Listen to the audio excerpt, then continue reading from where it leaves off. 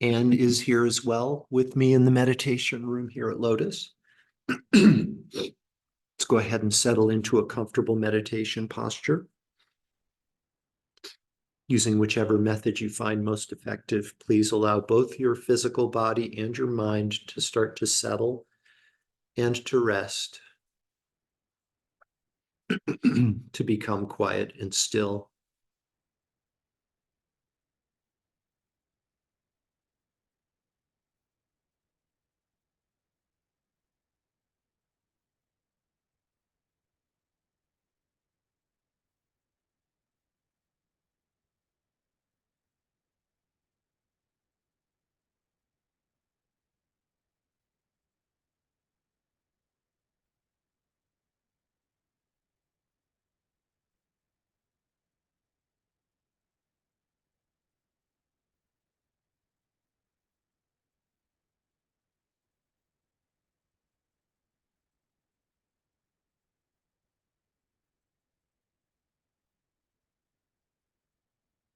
When you're ready, in your own time, please go ahead and gently transition into meditation on the inner body. Become the silent observer of sensations. Sensations that may start in your hands and your feet in the form of a tingling, perhaps a lightness, perhaps a heaviness, perhaps a pulsation. All that is asked of you is to silently observe, very much like a mountain with consciousness.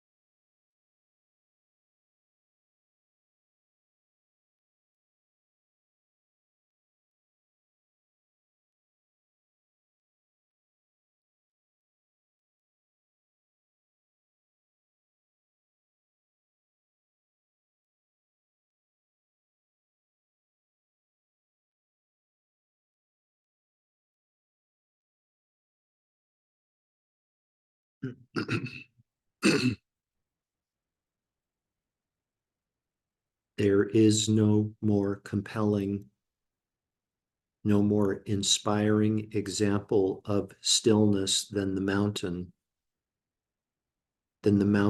in wintertime. The mountain is balanced, grounded, and stable. Snow may fall on the mountain. The wind may blow. The wind may blow violently, creating snow drifts. The mountain is unmoved from its stillness, silently observing year after year, decade after decade, century after century, with no expectation of how long is enough. The mountain never has the thought, how long is enough? Be like a mountain. Become the stillness of the mountain as you silently observe sensations within your own body mountain.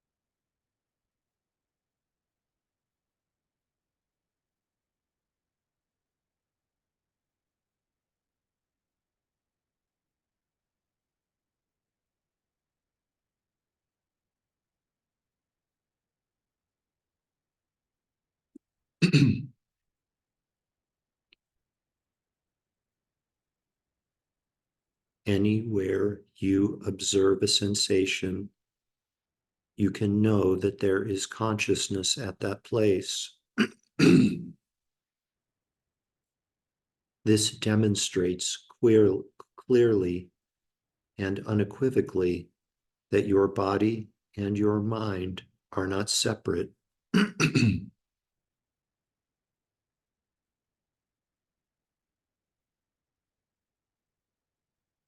Once you recognize that your body and your mind are not separate, eventually you will come to the insight that yourself and other are not separate, and your suffering will end at that point, completely and permanently.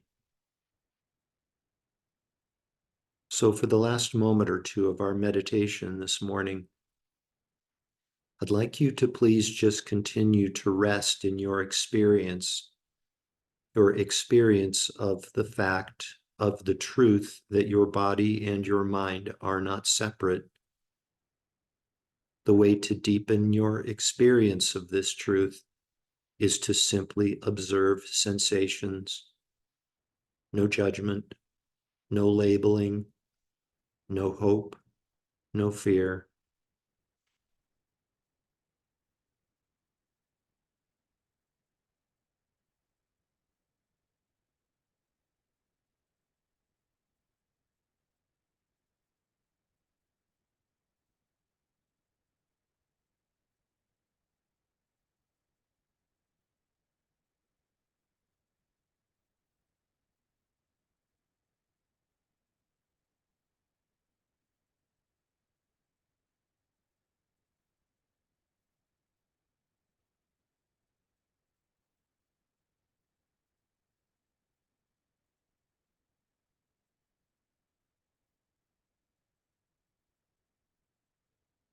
Now, very gently, please redirect your awareness. Become aware again of this entity we've decided to label physical body, and allow your breathing to become less shallow.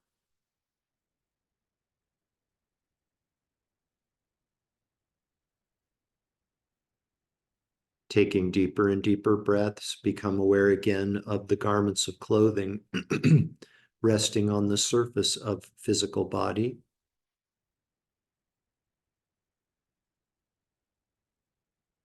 Become aware again of the surroundings inside the room that you're occupying.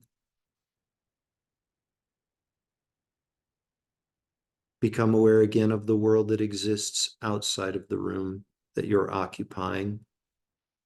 Become aware again of nearby mountains,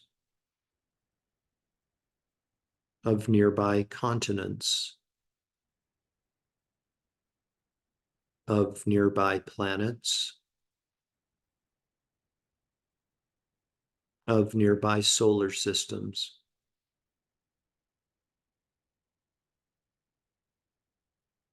We dedicate all of the merit from this morning's meditation and Dharma talk to world peace. May all beings without exception enjoy a state of complete, perfect, unchanging fearlessness. May all beings without exception be completely free from all forms of emotional and physical suffering. May all beings without exception be happy, peaceful, contented, and free.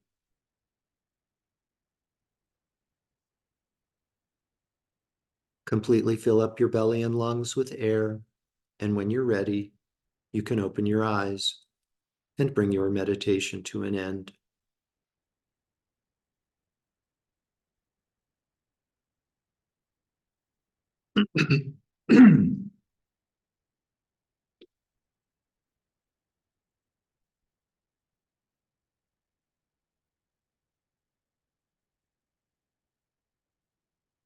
Welcome back, friends.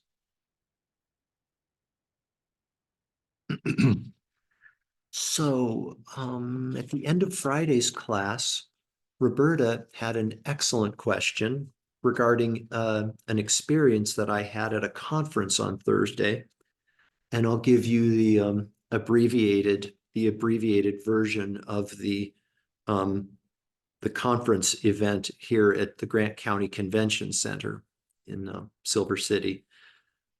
So there were at this conference, we went into breakouts. We went out at breakouts, and different groups with different areas of interest went to different tables. And a group of us sat down at one particular round table where there were two women sitting eating their dinner. And I said something to the women, what I thought was just kind of a pleasantry, really, taken completely the wrong way, or I won't say the wrong way, taken in a completely different way than I had intended the message. Okay. They expressed upset and indignation at my comment, what was intended to be a pleasantry, and got up and left the table and were very clearly agitated and resentful. So Roberta asked the question, with regard to that event at the conference table, with regard to the story, and the point of me presenting the story initially on Friday was for me to talk about karma and the karmic causes that I created to have that experience and to be misunderstood by my words, to have my words misunderstood. And here is Roberta's two-part question that she asked at the end of the class. Could you please tell me what you meant by that so that I don't sorry.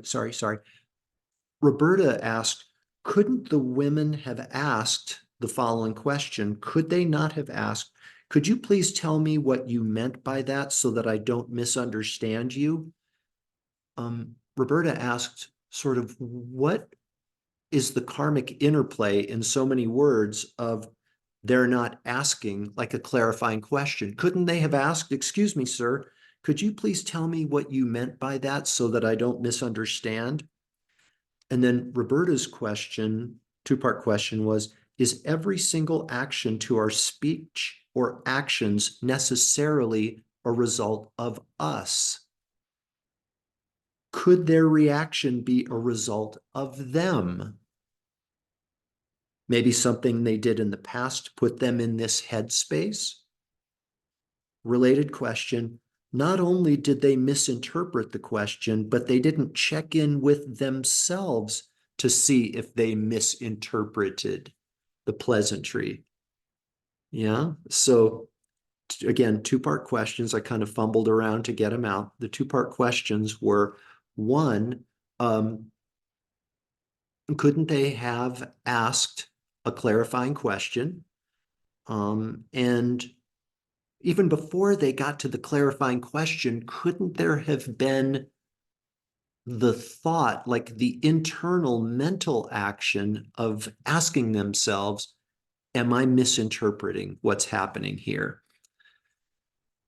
So, excellent. Such a good question, a real life question with real life implications. And it all evolves around karma.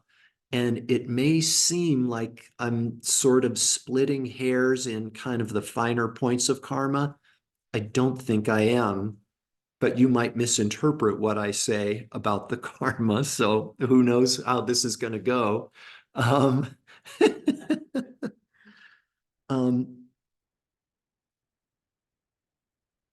so with regard to the response, the responses of the two women, ultimately, we can't know for sure. We can't really know for sure what the causes were of their responding the way they did, what I consider to be a misinterpretation of what I said to them. It would appear as though it would appear like straight up within the context of karma that their karma was such that their karma ripened such that they did not have the thought, am I misinterpreting what this man said to me? Okay, so that's sort of first karmic event number one. And then karmic event number two, it would appear that they did not have the karma to ask a question of me, a clarifying question. I just want to make sure, it sounded like you're disrespecting me and I want to make sure that I didn't misunderstand your comment. They didn't have the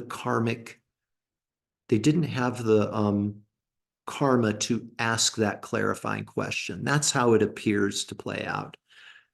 What's more important for us, I believe, is for us to use that event as a mirror back toward us, right? Back in this case, back to me.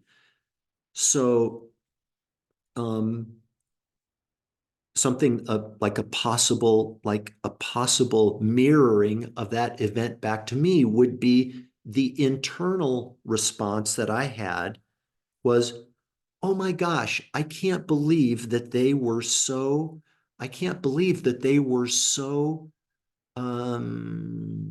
reactionary, that they were so reactionary to my well-intentioned pleasantry. I can't believe this happened. Yeah. That could have been a mental action, right? The mental action in response to the women's reactions in their words, right? I can't believe who would possibly misinterpret my well-intentioned words.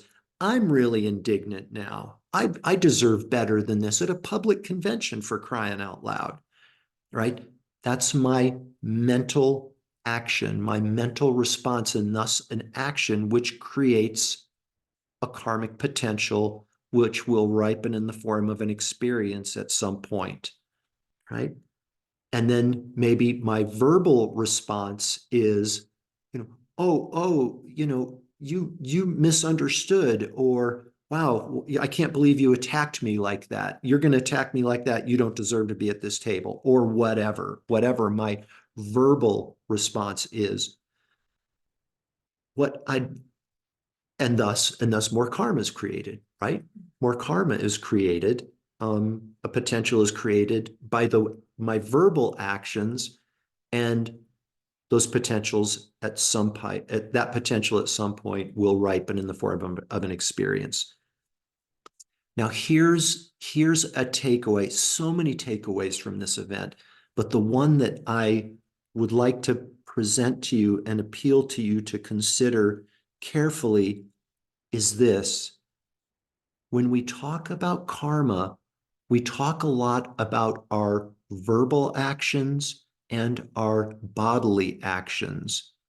For our classes, we don't talk much about our mental actions, primarily because I think that they have the potential to be too overwhelming. Like, I have to reach a place of mindfulness that is so refined that my mental actions create good karma for myself. Is that what the sutras are saying to me? The answer is yes. And that's for me, it's a tough one to kind of wrap my head around, to wrap my mind around,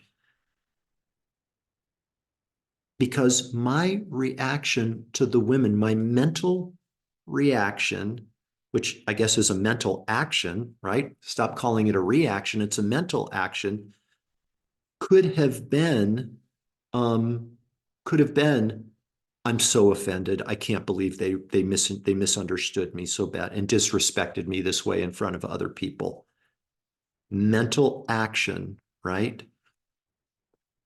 What if my mindfulness was so strong and so refined as a result of my mental training, if my response was, this is interesting. This is interesting. What's happening here? I'm not sure what to make of this. Yeah. And kind of approach it from a place of neutrality. Yeah. Of maybe a place of equanimity. And then that informs my verbal actions that follow, right? Maybe my verbal action is no verbal action. My verbal action is because I'm not sure what's happening here, because I'm not sure of what's happening here, I'm going to abstain from a verbal response. Yeah. In the name of not creating more karma. Mental actions are as important, probably more important, undoubtedly more important than verbal actions and bodily actions, right? So the prospect of being able to have mindful thoughts, that almost sounds redundant, but being able to get to a place where our mind is so well trained and so controlled and so refined that our mental actions are virtuous or at least neutral is a very great accomplishment. Maybe the greatest accomplishment in the practice of training the mind. Share honestly here, at some level, it almost seems like an impossibility for me to get to a point where my mind is so trained that every single thought that I have is virtuous, based in loving kindness, based in compassion, based in acceptance, based in selflessness. Every single action, it's definitely possible. People have done it. And for where I am at my point in my practice, it seems like a really, really tall mountain to climb.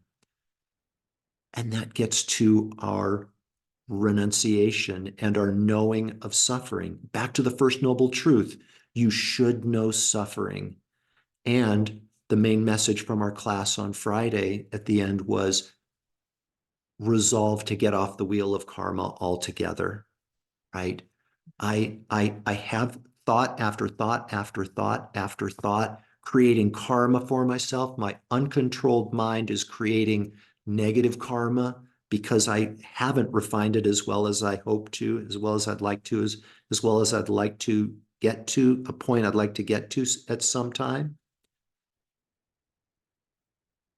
Continue to create karma through my mental actions. I've got to get off the wheel of karma. I'm renouncing this wheel of karma and the rebirths that result as a result of the karmic wheel and everything else. I'm renouncing this. I've got to get off. I think that's one takeaway for me. The importance, a couple of takeaways, the importance of mental actions. Mental actions are a thing. And reflecting on our mental actions and assessing which of those are wholesome, unwholesome, or somewhere in between. Just say, I'm just renouncing this altogether. I'm going to do whatever I have to do to get off the wheel of karma. And that's renunciation. Yeah.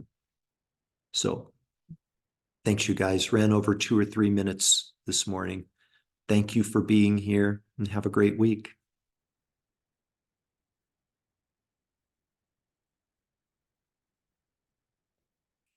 You're welcome, man. Thank you. Thanks, Jeff. You're welcome. Bye, Marilee. Bye, Tetta.